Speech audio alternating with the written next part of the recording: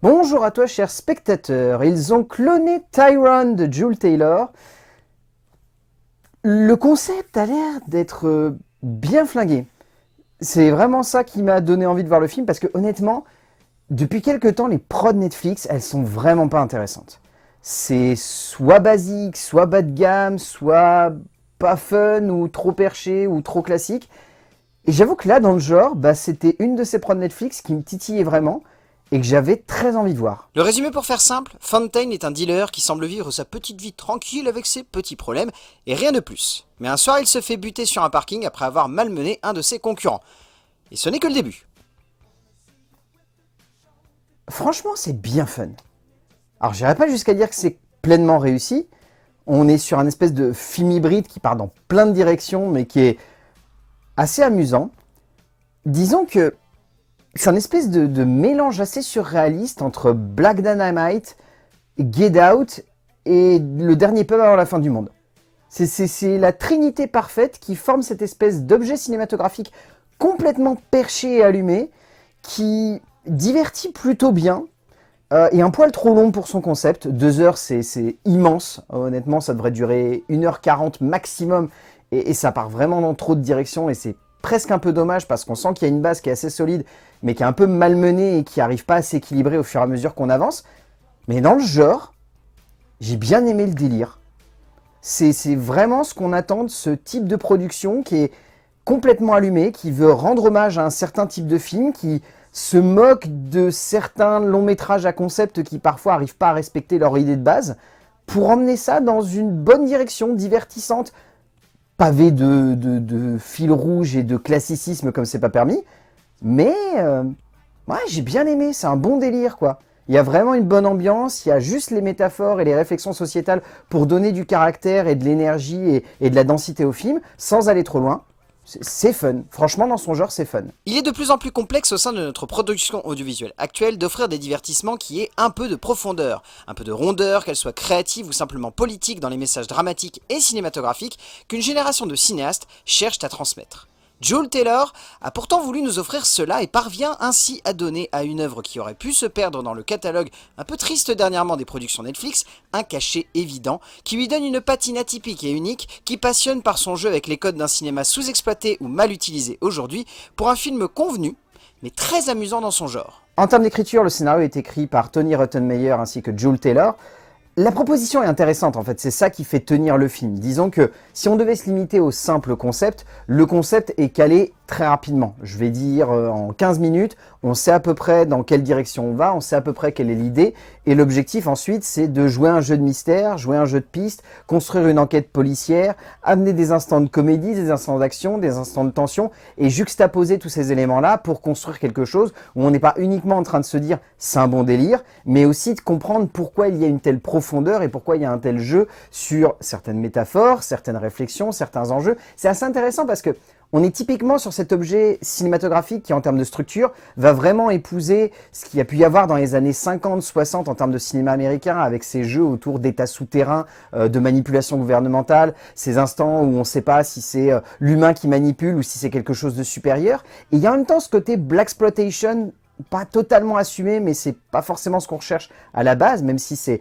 l'enrobage visuel qui découle derrière. Il y a vraiment ce côté culture, contre-culture, jeu avec la culture afro-américaine, métaphore autour de ce qui se passe actuellement aux États-Unis, parce que il faut pas se mentir, entre les violences policières et tout plein d'autres choses, avec la présidence passée de Trump qui a laissé quand même de sacrées traces indélébiles dans les consciences. Et tous ces éléments-là, on sent que c'est un film qui a envie de véhiculer un message. Pas forcément toujours de manière très subtile, mais on sent que tous ces éléments-là sont packagés dans un moment de cinéma qui se veut vraiment être réflexif, mais l'objectif reste avant tout d'être divertissant, et de ce côté-là aussi, ça fonctionne très bien. Taylor et Rottenmeier nous offrent un scénario donc plein de profondeur, mais qui cherche aussi avant tout à nous divertir, en jouant avec pas mal de clichés ou d'idées reçues dans le genre et sur les théories du complot qui foisonnent encore plus aux États-Unis, créant un script assez ludique de ce côté-là. Certes, ce n'est pas une œuvre révolutionnaire dans son genre, et il est indéniable que l'écriture est cliché comme c'est pas permis dans la manière de faire évoluer et avancer les personnages, mais il se dégage de ce tout un vrai côté entraînant et prenant qui parvient à surmonter assez bien les facilités de composition et à donner lieu à un ensemble prenant et drôle. En termes de mise en scène, Jules Taylor s'éclate.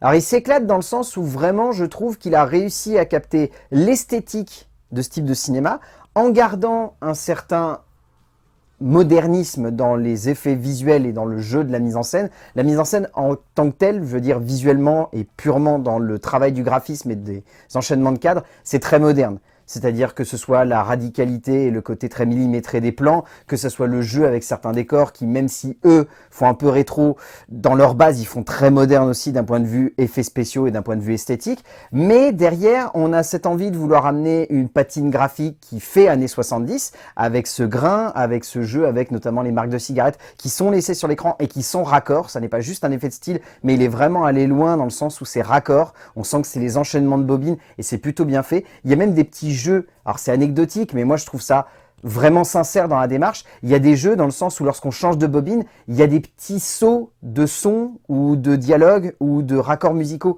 Et ça peut sembler anecdotique, mais c'est ce qu'il y a aussi lorsqu'on change de bobine. Il y a des petits sautes.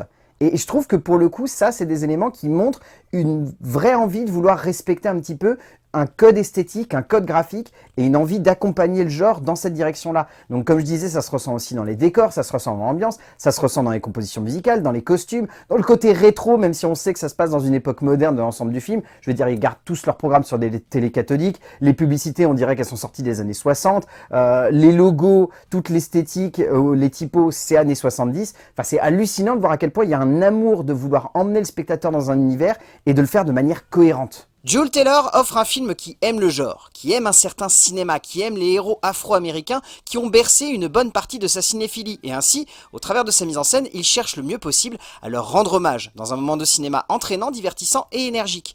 Bien plus encore que cela, les nombreuses métaphores présentes dans le décor et l'envie profonde d'amener une certaine réflexion sur l'état de l'Amérique actuelle permet au film de ne pas simplement sonner comme un bon divertissement, mais de dégager une vraie énergie cinéphile et une vraie envie de nous embarquer dans un moment de cinéma amusant, fun et qui fait réfléchir. En termes de casting, celui-ci est vraiment très très bon.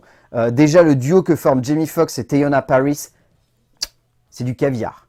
Jamie Foxx est extraordinaire de toute façon. J'ai l'impression que maintenant, il s'amuse à faire du cinéma, il s'éclate, il se fait plaisir, il interprète des personnages très décalés. Et honnêtement, ici, c'est parfaitement ça. Ça marche, sans faire des éclats ou des étincelles, ça marche. Dans les rôles plus tertiaires, on va avoir David Allen Greer, G. Alphonse Nicholson, Timberly Perry, Eric B. Johnson Jr., Treyonce Malachi. Il y a un autre acteur que j'ai pas forcément envie de vous révéler parce qu'il arrive assez tardivement dans le film et c'est un peu une révélation lorsqu'il apparaît. Mais j'avoue que j'ai été surpris de le voir et qu'il est très très bien aussi dans le rôle du bad guy. Et après, il y a l'acteur principal. Alors, qui me surprend vraiment dans ses choix cinématographiques depuis maintenant qu'il a quitté la saga Star Wars, parce que c'est complètement à l'encontre de ce qu'il aurait pu faire en sortant de celle-ci. Il aurait pu viser les podiums, il préfère s'investir dans des films où il a un message à porter, et où accessoirement il s'éclate. John Boyega est un acteur qui se donne à fond, quand il y croit donc. Et ici, clairement, il y croit à mort à ce personnage de dealer, devenant un justicier comprenant sa propre condition, pour chercher justement à en sortir. Au bout du compte, Ils ont cloné Tyrone est une proposition de cinéma que je trouve fun, en tout cas sur la plateforme Netflix. Disons qu'il serait sorti au cinéma, peut-être qu'il aurait fait un bide monumental, peut-être qu'il n'aurait pas réussi à avoir l'écho qu'il aurait mérité, peut-être qu'il n'aurait pas réussi à se faire sa place, tout simplement, parce que je pense que dans le cinéma français en plus, inclure ce type de prod, c'est meurtrier, je veux dire, les 3/4 des films, entre guillemets, de Bloxploitation actuels, ils se plantent au box-office en France, il n'y a pas de public pour aller voir ça, et c'est dommage, parce qu'il y a de très belles propositions dans le genre. Sur Netflix, il a la bonne porte d'entrée pour réussir à se faire une bonne petite place. Ça fonctionne, c'est bien, c'est un poil trop long, c'est un poil trop archétypal comme film, mais c'est une vraie proposition de cinéma, il y a des vrais enjeux, il y a un casting qui est complètement investi et qui fait le taf, c'est drôle, c'est intelligent, c'est prenant, c'est passionnant. Ouais, si vous avez l'occasion de voir Ils ont cloné Tyrone de Jules Taylor sur Netflix, allez-y, je pense que vous allez passer un bon moment. Encore une fois, c'est peut-être un poil trop long pour ce que c'est, mais dans le genre, j'ai vraiment passé un moment cool devant ce long métrage. A plus.